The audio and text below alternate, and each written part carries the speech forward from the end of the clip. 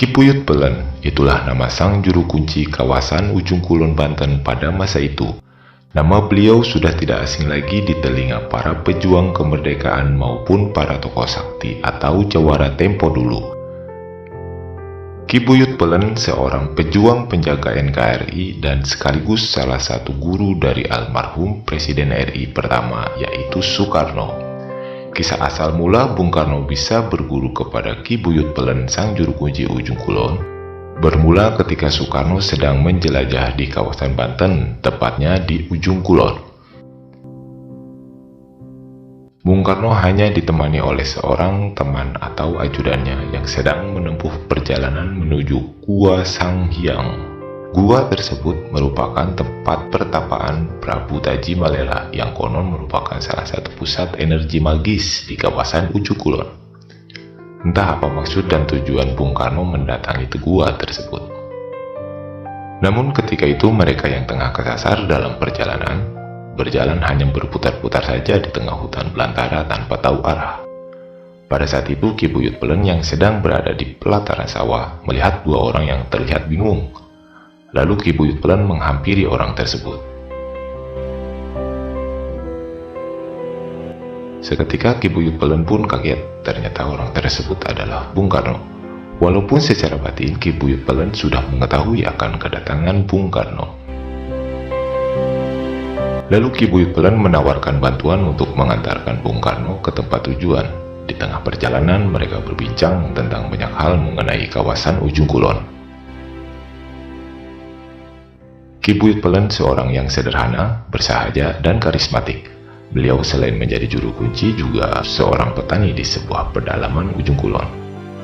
Konon Ki Puyut Pelen mempunyai ilmu sakti mandraguna andalan beliau, yang juga banyak dikenal orang dengan sebutan ilmu Batara Karang. Singkat cerita, setelah pertemuan itulah Bung Karno merasa nyaman dan kagum kepada Ki Puyut Pelen dan mulai berguru kepadanya.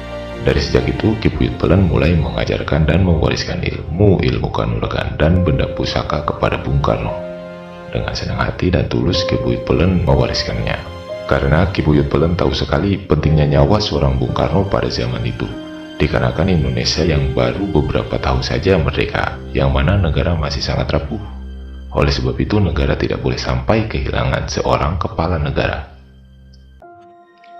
Atas dasar itulah Bung Karno dilengkapi oleh Ki Puyut Pelen berupa ilmu batin, kanuragan, maupun benda pusaka. Tidak lain hanya bertujuan sebagai ikhtiar untuk menjaga keselamatan jiwa Bung Karno yang sangat rawan dibunuh pada waktu itu. Bung Karno diwarisi beberapa pusaka oleh Ki Puyut Pelen yang salah satunya berupa batu berbentuk arca dan besi kuning, yang konon mempunyai khasiat untuk menangkal segala serangan musuh dalam bentuk apapun.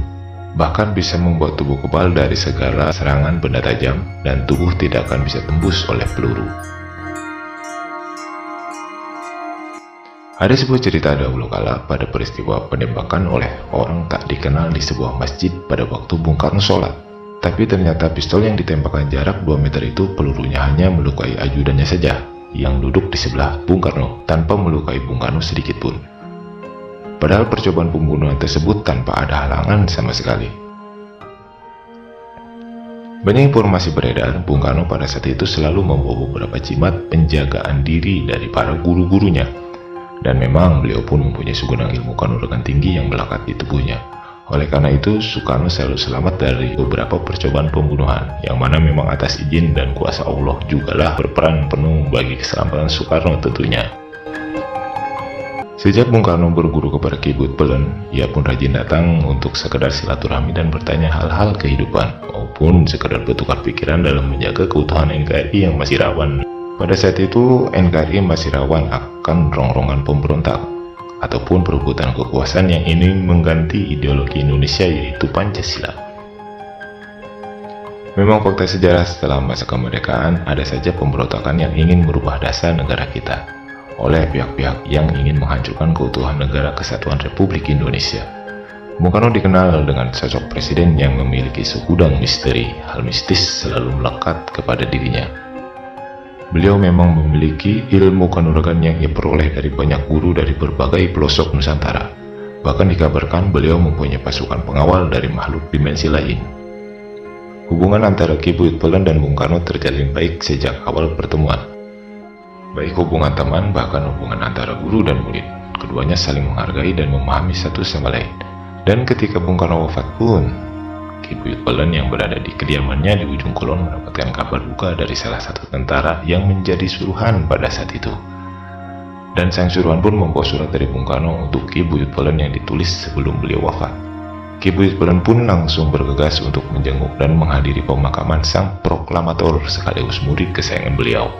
Sampai saat ini isi surat yang ditulis oleh Bung Karno untuk Ki Buyut Pelen saat itu masih menjadi misteri.